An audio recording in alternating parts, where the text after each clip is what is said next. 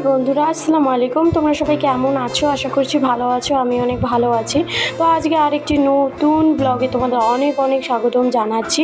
I hope তোমরা কিন্তু continue আমার ব্লগটি দেখবে এবং আমাকে অনেক অনেক ভালোবাসা দিবে এই ব্লগটাতে।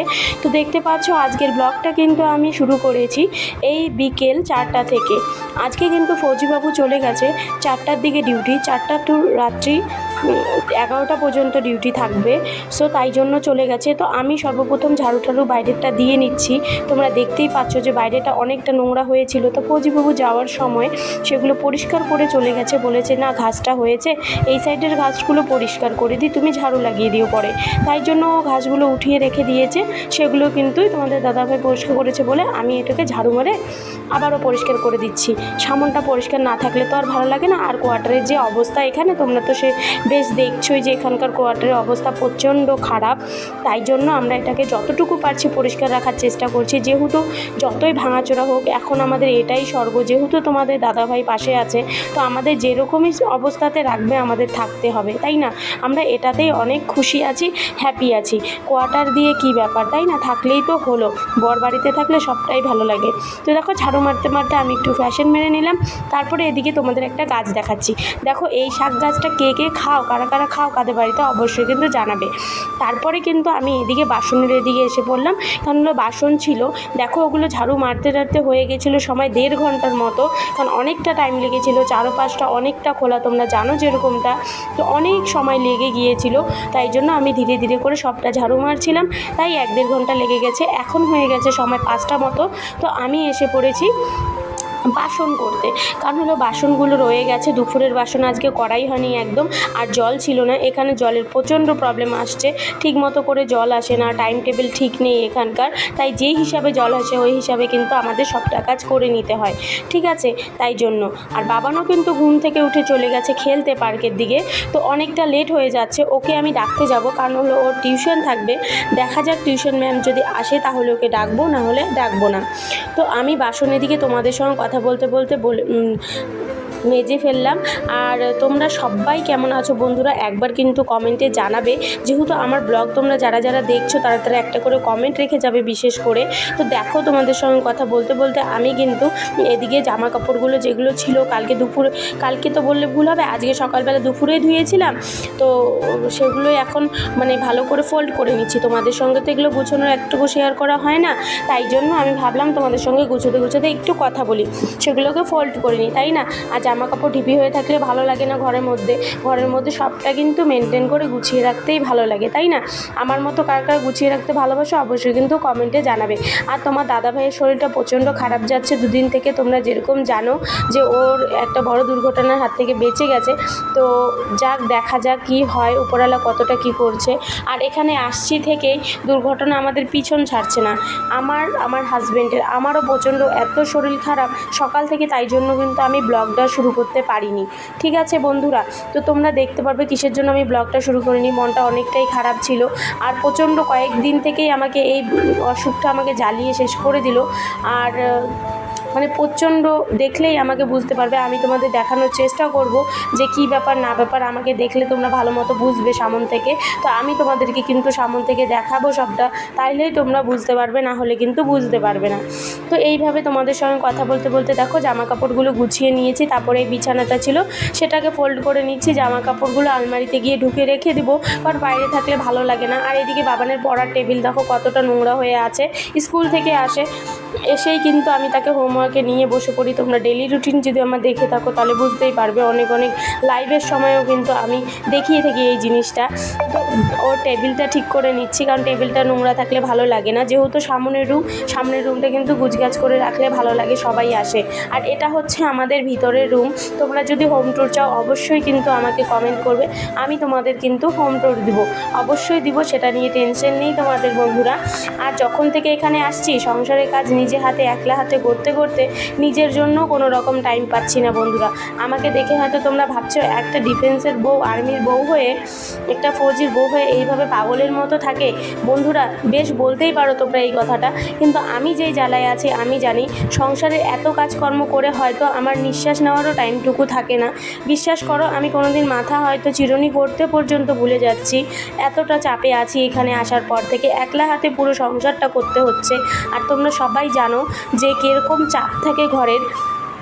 কোয়ার্টারে আসার পর থেকে সব যেরকম একা হাতে করতে হয়, রান্নাও একা হাতে, পড়াশোনা, বাচ্চার হাজব্যান্ডকে সব সামলে, তারপরে মনে করো আমার বাচ্চাকে সব সামলে, তারপরে ঘরের কাজ 2 টাইম 3 টাইম করে কিন্তু করতে হয়।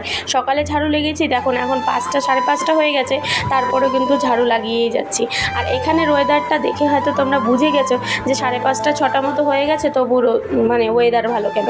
সো বন্ধুরা এখানে কিন্তু 7টা 7:30টার দিকে হয়তো একটু হালকা তোমাদের সন্ধ্যা লাগে, তার আগে কিন্তু সন্ধ্যা লাগে না একদমই।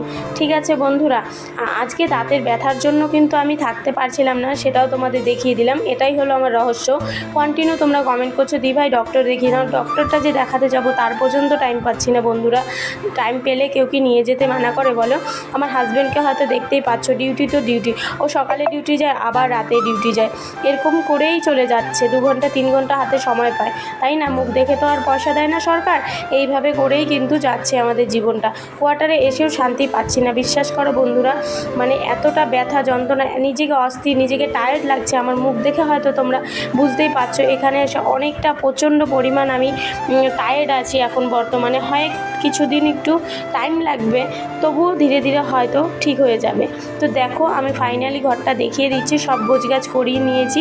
আর বাইরের লুকটাও একটু দেখে নাও, বাইরেটাও দেখো কত সুন্দর ক্লিন করে রেখেছি, ভালো লাগে কিন্তু। আর এই জামা কাপড়গুলো যেগুলো আছে এগুলো নামিয়ে নিচ্ছি, ঠিক আছে? ওগুলো জামা কাপড় তো গুছিয়ে রেখেছি, এগুলো একটু আধ ভেজা ছিল তাই একটু বাইরেই রেখে দিয়েছিলাম, সেগুলো গুছিয়ে আলমারিতে আমি রেখে দেবো। তারপরে আমি কিন্তু ডাইরেক্ট চলে যাব পার্কে বাবানকে ডাকতে, কারণ হলো দেখো হালকা সন্ধ্যা লেগে গেছে, সময় 7টা মতো হয়ে গেছিলো। তো আমি ভাবছি যে সন্ধ্যা চাও খাওয়া হয়নি, কিচ্ছু না, একটু টিফিনও করিনি, বাবান আসবে তারপরে করবো। এমনি তো কাজ করতে করতে অবস্থা খারাপ হয়ে যাচ্ছে কোয়ার্টারে এসে, ঠিক আছে?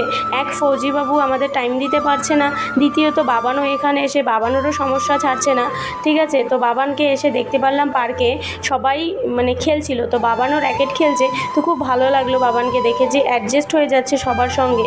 বাবানের একটু সময় লাগে সবার সঙ্গে মিশতে, বাট এখানে এসে দেখো কত সুন্দর সবার সঙ্গে মিলে গেছে। ও ট্রাই করছিল খেলার জন্য, তো ওদিকে ও খেলছে, আমি ভাবলাম বেশ তাহলে একটু তুই খেলে নে, আমি একটু বসে আছি।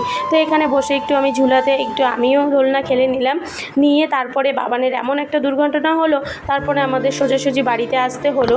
তো এই যে দিদিগুলো দেখছো এরাও কিন্তু কোয়ার্টারি দিদি। তো তোমরা বাবানের মুখেই কিছুক্ষণ শোনো গল্পটা, তাহলে বুঝতে পারবে ওর কী হয়েছে। সে ব্যথা হচ্ছে গাছ, সে ব্যথা হচ্ছে, সে ব্যথা হচ্ছে। এখন আমার চিহ্নও নেই, তখন কী করবো? তখন পাপা নিয়ে আসবে, কত সময় লাগবে? 12টার দিকে আসবে।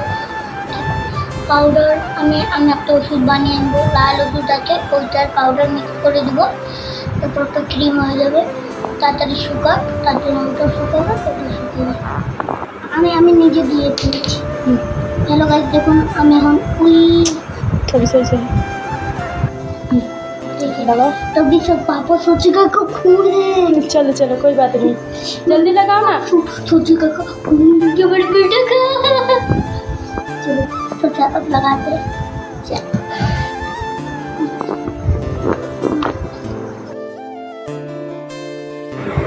আর হয়তো তোমরা দেখে বুঝতেই পারলে যে বাবান কতটা চালাক হয়ে গেছে এখানে আসার পরে।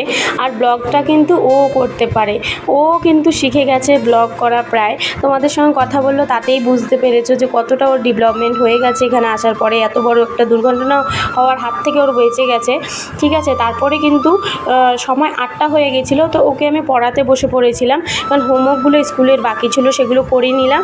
আর ও হোমওয়ার্ক করতে করতে আমি ভাবছি কেননা রাতের খাবারের দিকে চলে যাই। তো রাতের খাবার আজকে ভিন্ডি করব, তাই ভিন্ডিগুলো আমি ধুয়ে ফ্রেশ করে তারপরে নিয়ে এসে পড়লাম। যে ও পড়াশোনা করছে, আমি এদিকে ভেন্ডিটা কেটে নিচ্ছি। আর তোমাদের দাদাভাই কিন্তু আসবে 11টার দিকে, তার আগে আমাকে সবটা মেনটেন করতে হবে, রান্না করতে হবে, ইভেন আমি কিন্তু লাইভেও আসতে হবে। তো অনেকটা চাপে আছি বন্ধুরা। সকালবেলা বাবা স্কুলে যাবে, তার জন্য বই খাতা যাবতীয় যত কিছু আছে সংসারে গুছগাছ করে নিয়েও কিন্তু ওর স্কুল ব্যাগটাও আমাকে গুছিয়ে রাখতে হবে, কারণ ও তো ছোটো, ও তো এখন করতে পারছে না এসব, অবশ্য করতে একটু টাইম লাগবে। আর দুপুরে কিন্তু আজকে মাছ খেয়েছিলাম, তোমরা যেরকমটা জানো।